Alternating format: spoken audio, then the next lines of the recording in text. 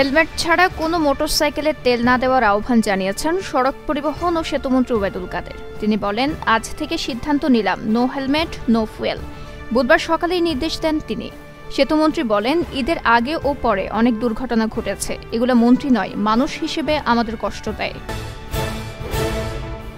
বাংলাদেশের সঙ্গে যুক্তরাষ্ট্রের দ্বিপাক্ষিক সম্পর্কের নতুন দিগন্ত উন্মোচিত হতে যাচ্ছে বলে ইঙ্গিত দিয়েছেন দেশটির সহকারী পররাষ্ট্রমন্ত্রী ডোনাল্ড লু। বুধবার সাংবাদিকদের তিনি বলেছেন, আমরা সামনে তাকাতে চাই, পিছনের দিকে নয়। লু বলেন, সম্পর্ক পুনর্গঠনে আমি ঢাকা এসেছি, আমরা আস্থা পুনর্নির্মাণ করতে চাই।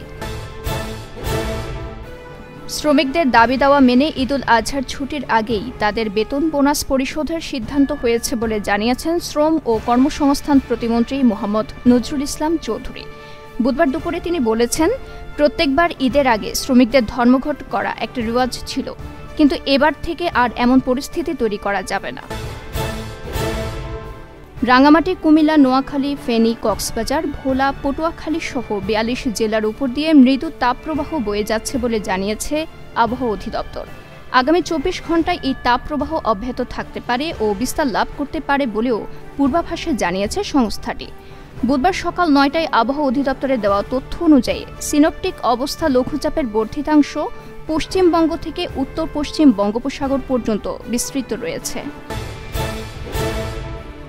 মৃত্যুদণ্ডাদেশ চূড়ান্ত হওয়ার আগে আসামিকে নির্জন কারাবাসে না রাখতে হাইকোর্টের দেওয়া রায় স্থগিত করেছে আপিল বিভাগ।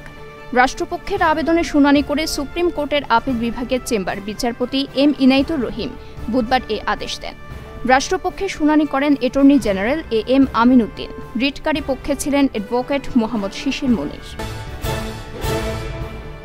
মিয়ানমারের ভেতরে সংঘাত সহিংসতা বাড়ছে, এদিকে অনিশ্চিত হয়ে পড়েছে রোহিঙ্গা প্রত্যাবাসন।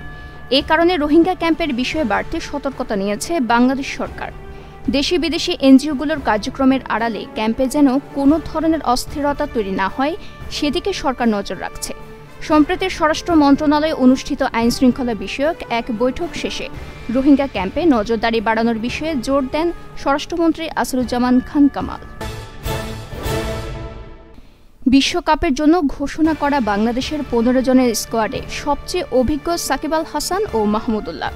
দুই অলরাউন্ডারের অভিজ্ঞতা নিশ্চিতভাবে তরুণ এই দলকে ভালো কিছু করে দেখাতে অনুপ্রাণিত করবে। বাংলাদেশের অধিনায়ক নাজমুল হোসেন শান্তর আশা, বিশ্বকাপকে সাকিব ও মাহমুদুল্লাহর জন্য স্মরণীয় করে রাখতে ভালো পারফর্ম করবেন তরুণ খেলোয়াড়রা।